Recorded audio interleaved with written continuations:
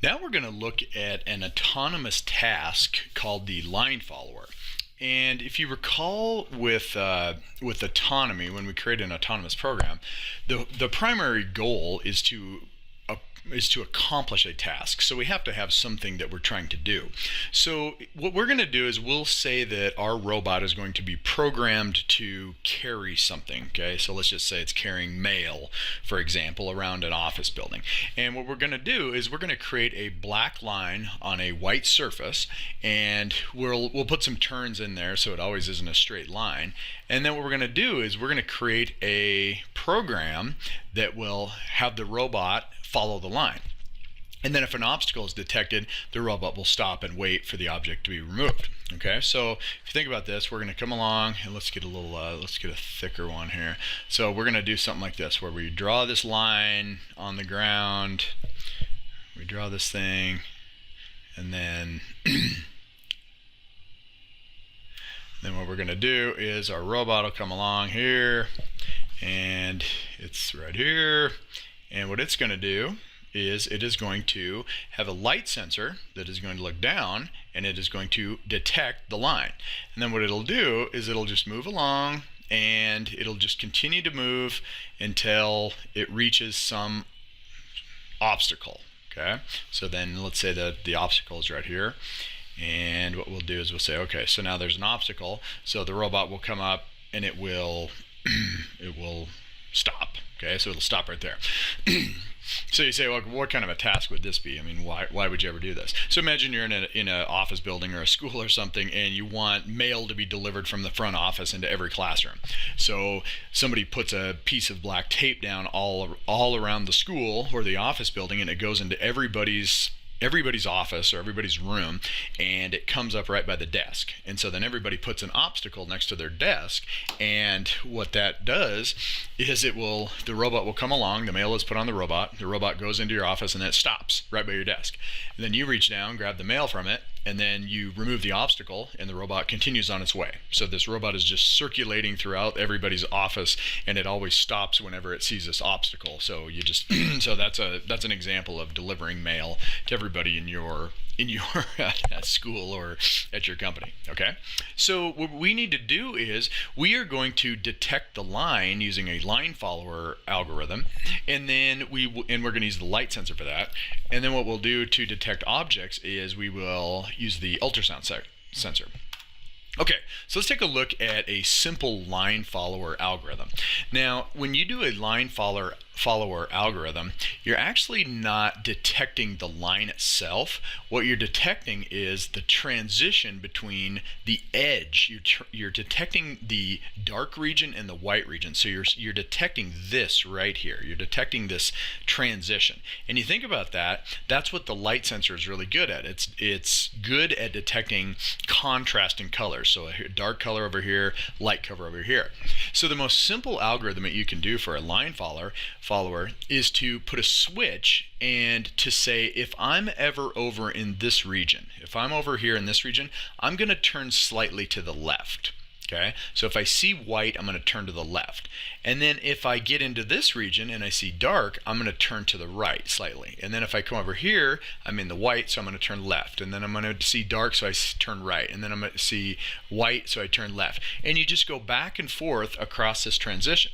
So you can tell that it might seem a little jerky, but what you can do is you can adjust settings such as the motor speed and the angle of your turns, and you can dial it in for basically the course that you're trying to follow. And you can keep it kind of pretty close to following the transition of this line.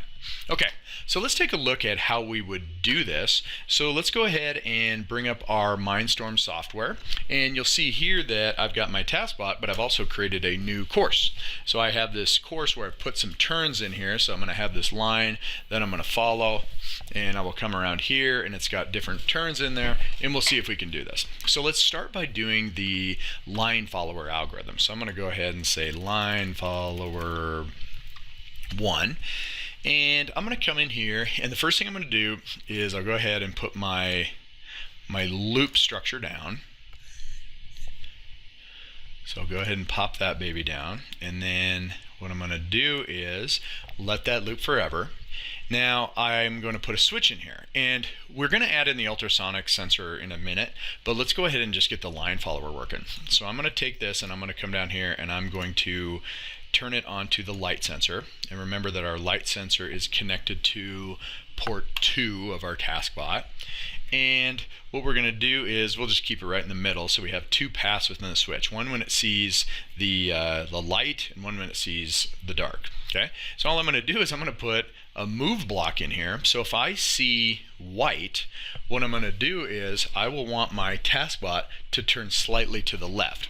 And let's make it pretty slow when we do this. So I'm going to come down here and I'm going to do unlimited on the motors, because we saw that kind of helps it not be as jerky. And let's set the motor power to something like 40. Okay, so it's going to go slow, so you can kind of watch what's happening here. And we are going to turn to the left when we see this. So we're going to come along and we are going to set this thing to turn left. And I'll go ahead and do about right there, and we'll see how this works. And so then now if I'm in the zone where I see a dark, okay, if I see the dark, that means that I've moved into the line and I want to transition back, so I want to turn right. So I'll take that same motor and I'll come over here. Okay, so there is our line follower algorithm. It's very simple, and it jerks around a little bit, so so let's just see if this works. So I'm going to come over here, I'm going to grab my taskbot, I'll fire this up, and I will program it, and let's just see how well this works. So I download. Alright, so here I go. So I'm going to come over here and I will start it right about there, and I'm going to make sure my wobble wheel is in the right spot, and here I go. So I hit go. Okay, notice it goes left and then right, left and right, left and right, and it's moving left and right. And notice what happened. It followed the line right here, but it was going just a little bit too fast. It couldn't take that right-hand turn because the turn was a little bit sharper. So what we need to do is let's adjust our turning angle, or we can slow it down a little bit so it doesn't go so fast and blow through that turn. So let's go ahead and reprogram it. And let's just slow it down, because I think those turns are probably pretty accurate. So I'm going to go down here and I'm going to go to here and I'm going to slow it down 25, and then I'll slow this to 25. And there's no hurry here. I mean, this is a robot, so we'll just let it kind of work all day delivering mail for us. So I turn these both to 25, and let's go ahead and see if that works. So here we go. Get my taskbot right at the starting spot and go. Okay, now it's going really slow. So here it comes. You can see it going back and forth or along the transition of that line. Here comes the right-hand turn. It was able to make it. Going along, going along. Now can it make the left-hand turn? So it's going on the left-hand turn. Left, left, left, left, left. And it's got one more left to go. And let's see if it comes back. And here it comes. Oh, hit another dark. So we did it. It is following the line. So we actually were able to get the line follower working. Okay, great. And that's it. And you can play with dialing it in, and you can take advantage of knowing the course too. So if you have a course that you're always turning, it's like you're always turning left or something, you can change the left turn and the right turn settings to have one turn more powerful than the other in order to guarantee that you make the turn. And then the other thing you notice is you saw that thing going back and forth. So you saw it wobbling back and forth. One of the things to think about is that the program works. Okay, that's a simple line follower. But this mechanical design is actually really poor for a line follower application. And it's because the turns are accomplished with the rear wheels. But when you do a turn on the rear wheel, if you think about what motion results at the sensor, just a small amount of turn on the wheels results in a large amount of turn at the sensor. So it's highly sensitive. I would say it's oversensitive. So one of the things you could do is you could take this mechanical design and actually redesign it and try to put the sensor really close to where the turn is being initiated. So if you look at really good line follower robots, you'll see that they typically have the light sensor really close to where the wheels are, and then they're really crisp and it doesn't jerk back and forth as much. So that's an example of actually modifying the mechanical design and running the same program in order to accomplish what you want to do. Okay, now we need to detect an obstacle. So I'm going to go ahead and now create another switch within this program to handle if I see an obstacle. So what I'm going to do is I'm going to come in here and put another switch, and I'm going to do it first. So I'm going to have a switch here that is going to be based off of the ultrasonic sensor, and remember that our sensor is on port 1. And what I want to do is let's go ahead and let's change to centimeters and do our 20 centimeters again. Okay, so I'm going to go 20 centimeters when I detect an object. Okay, so if I see the object, what I want to do is I want to stop. So I'm going to go ahead and I always like these sounds in there so I know exactly what's happening in the program.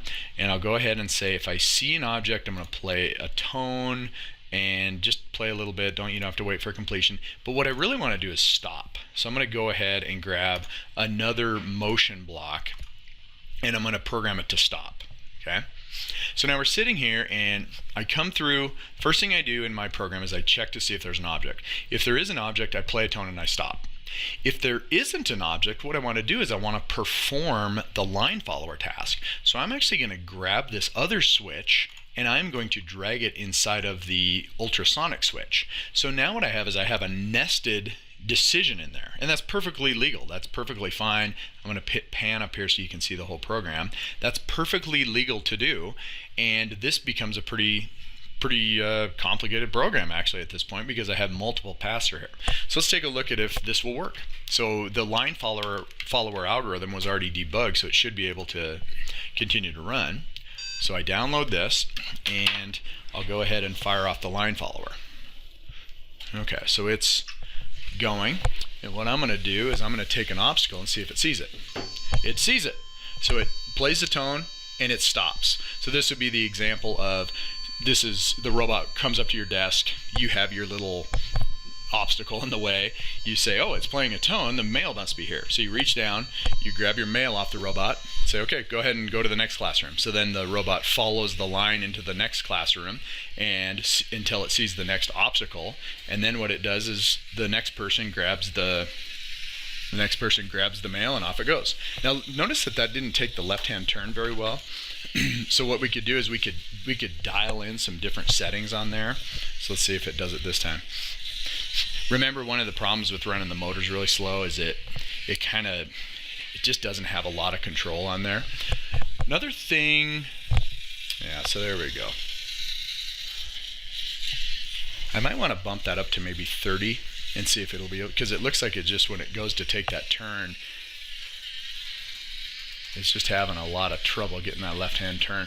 It's also seeing I have a dark piece under here underneath this white piece right here, and it's actually seeing that. So let's see. Yeah, it's starting to see this dark piece under there. So you can kind of dial in these settings in order to make it robust. So here's what I'm going to do. So since I know it's struggling with that left-hand turn, I'm going to come in here and say when you see light, I'm going to crank that up just a little bit.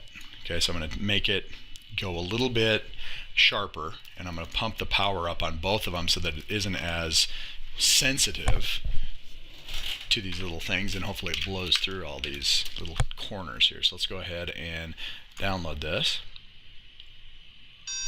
Okay, let's see how this works. So now we have our line follower, and here we go. A little bit faster. Its left-hand turns are a little bit sharper, so now we kind of hope that it can make the right-hand turn. And so it did, good. Now can it take that sharp left? So it's left, left, left, left, left. Perfect, perfect, perfect. And then obstacle keeps going, and we did it. Okay, we have created, it's very simple, but we have created an autonomous robot. The task it's performing is delivering something. We've created a black course all throughout our school or office building, and everybody knows that they are supposed to have an obstacle next to their desk on the floor, and when the robot walks up to it, or when the robot approaches that obstacle, it stops and beeps. You reach down, grab your mail, remove the obstacle, and it's off to the next classroom. So we have done it. We have created an autonomous task. So this is great.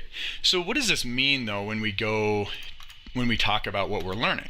Well, the first thing is we are now have two medium-sized check marks next to autonomy, which means we're done with autonomy. We know what autonomy is, and we have some examples, some very common examples of how to use autonomy or program the robot to do some pretty simple tasks. And now what we want to do is we want to end this course by looking at a robot challenge, and that's where we'll bring everything together and allow you to get experience actually designing a more complicated robot and program in order to accomplish something very fun and exciting. So that's it.